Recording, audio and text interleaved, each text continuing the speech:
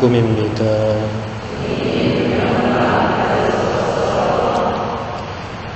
그때 예수님께서 티로와 시돈 지방으로 물러가셨다.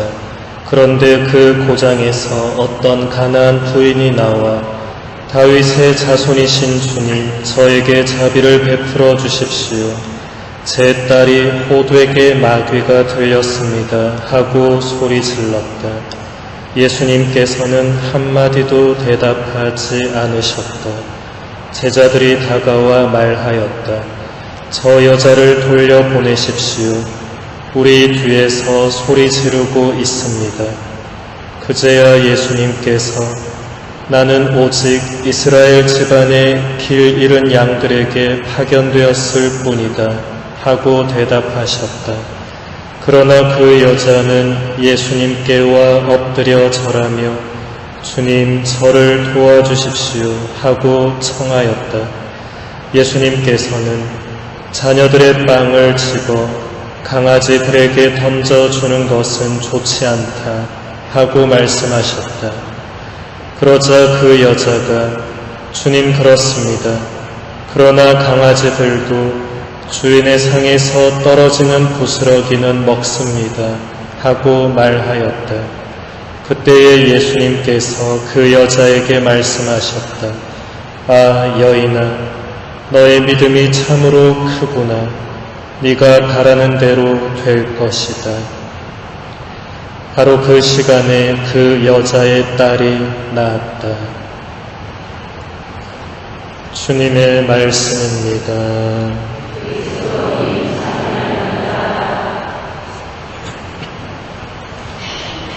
참 예수님,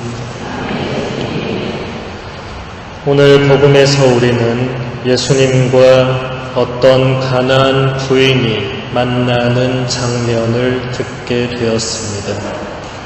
이 부인은 심하게 마귀가 들린 딸의 치유를 위해서 예수님을 찾아와 자비를 청했습니다.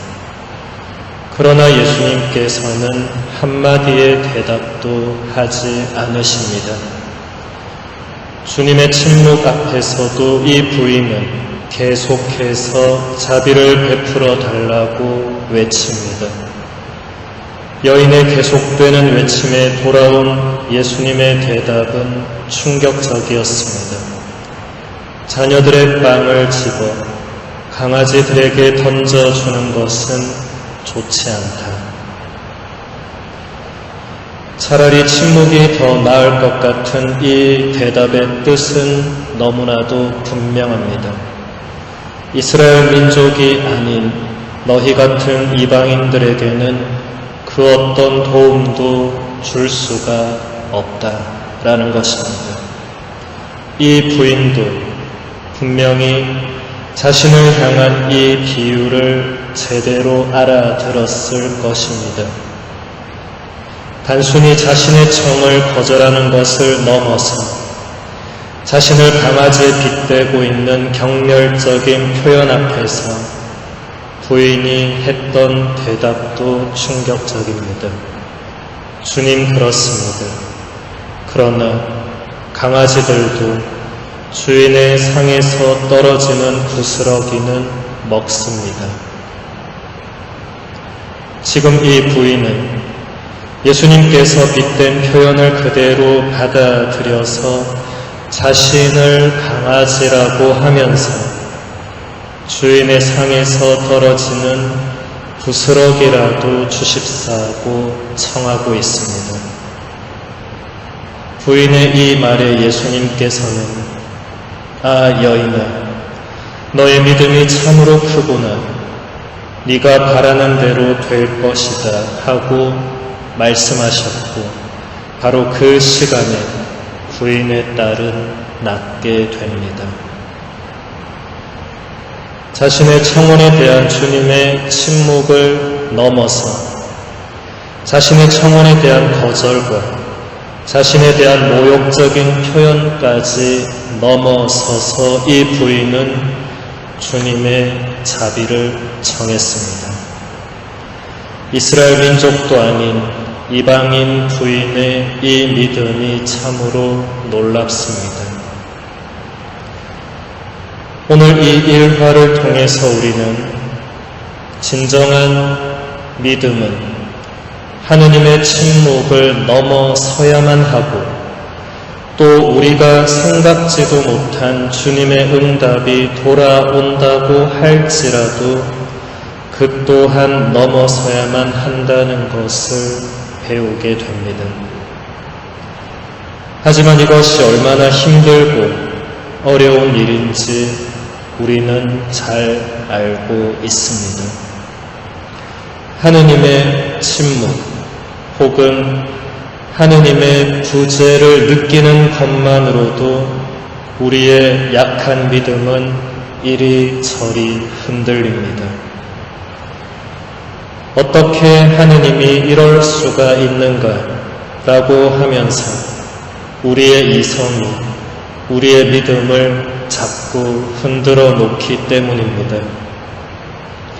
우리의 이성을 넘어서는 것에 대해서 이성적인 거부 반응은 당연한 것이지만 여기에 믿음이 같이 따라갈 때 그 믿음은 점점 약해질 수밖에 없습니다.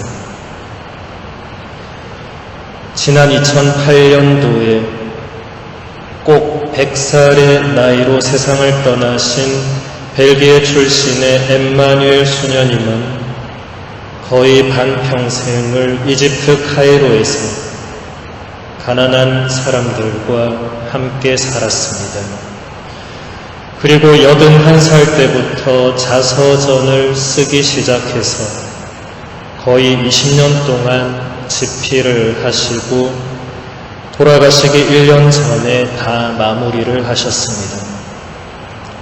이 책은 수녀님의 뜻에 따라서 수녀님께서 돌아가신 뒤에 세상에 나오게 되었습니다. 우리나라에서는 2009년도에 아듀라는 제목으로 번역되고 출판되었습니다. 이 책에서 수녀님은 믿음에 대한 자신의 깊은 통찰을 우리에게 이렇게 남겨주었습니다. 믿음은 쉬운 것일까? 잔혹하고 비극적인 사건들 속에서 하느님의 부재가 선명하게 느껴질 때 그때마다 나는 하느님을 신뢰하는 게 과연 옳은 것일까 하는 의문에 빠지곤 했었다. 무고한 어린아이들의 죽음을 보고 있으며 하느님은 전지전능하고 선하신 존재라는 개념이 꿈처럼 희미하게만 느껴졌다.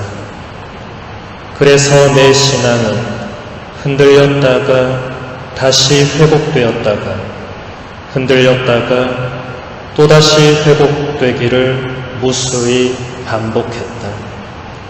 나는 이 글을 쓰면서 그 시절을 회상해 본다. 하느님의 침묵 앞에서 의심과 반항심과 절망의 시간을 지나오지 않은 신자가 과연 있을까? 히틀러가 의기양양하게 일어섰을 때 하느님은 침묵하셨다. 본회퍼 목사는 하느님의 침묵 앞에서 인간이 느낄 수밖에 없는 처절한 고통을 히틀러의 지옥 같은 감옥 안에서 경험했다. 그러나 그는 처형을 당하기 몇 달 전에 마침내 믿음의 마지막 선포를 할 수가 있었다. 이처럼 무력하고 약한 하느님이 우리와 함께 계셔서 우리를 도우신다. 주님께서 그 몸의 채찍을 맞음으로 우리를 성하게 해주셨고 그 몸의 상처를 입음으로 우리의 병을 고쳐주셨다는 성경 말씀은 그리스도께서 당신의 전능한 힘으로 우리를 도우신 게 아니라 그분의 약함과 고통을 통해서 우리를 도우셨다는 것을 말해주고 있다. 고통당하는 하느님만이 우리를 도우실 수 있다.